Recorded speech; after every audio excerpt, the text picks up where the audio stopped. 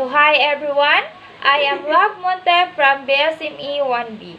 The topic that I choose is lesson number 8, which is the state, nationality, and statelessness.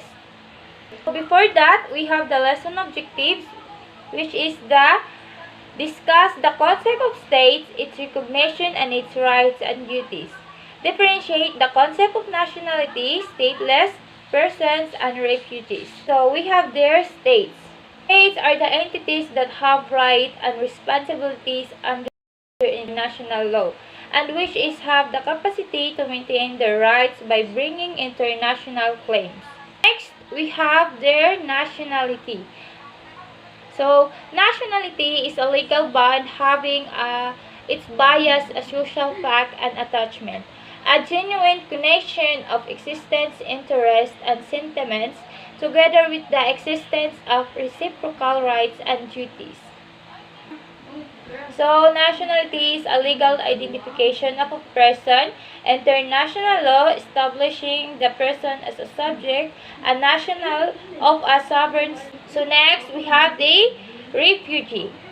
Refugee is a person who have, owing to well-founded fear of being persecuted for reasons or race, religion, nationality, membership of particular social group or political opinion, is outside the country of he or she nationality, is unable or owing to such fear is unwilling to avail himself or herself of protection of that country. A refugee, generally speaking, is a displaced person who has crossed national boundaries, who cannot or unwilling to return home. So we have there elements of states: permanent population, defined territory and government, capacity to enter into relationship with other countries. Population being pertained to does not have to be homogeneous racially, ethically,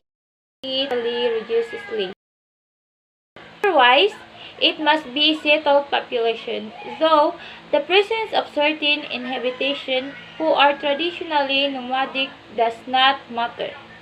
As to the territory, the size would not matter, nor its boundaries to be defined identity. Central and one operating as political body within the land of the effective control of the territory is required. Lastly, the government must be sovereign and independent, so that within which territory is not the subject of the authority of another state. It's disregard that states will have full capacity to enter into relations with other states. We have their discovery and occupation. Of course, when a territory belonging to any state is placed the sovereignty of the claiming states. Effective occupation is the control of free newly discovered territory, exercised by power with no sovereign letter to the law. So second, we have the prescription. Is when a territory is acquired through continuous and uninterrupted possession over a long period of time. So third, we have cession. Cession is involved the peaceful transfer of territory from our sovereign to another, with the intention that sovereignty should pass. Under the civil law system, cession is equivalent of assignment and therefore is an act by which personal claim. Fourth is accretion, is the increase in the land area of the states either through national means or artificial through human labor.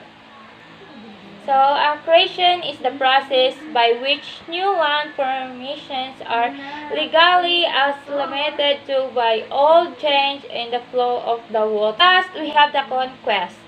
The act of by defeating an opponent and occupying all of parts of territory does not of itself constitute of bias of title of the land.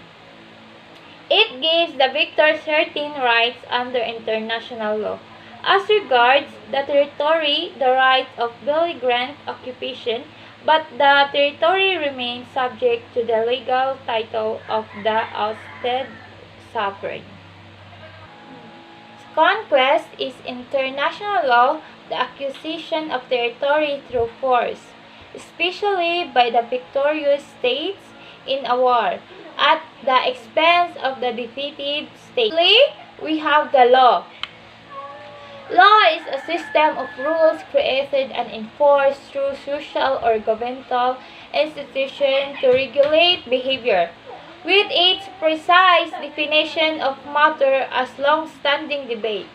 It has been variously described as since 1967 and the art of justice. States informs law can be made by a group or by a single legislator, resulting the states by the executive through decrees and regulations, or established by judge through precedent, usually in common law. So, jurisdictions, private individuals may create legally binding, including arbitrations, agreements, and adopt alternative ways. So that's all. Thank you and God bless.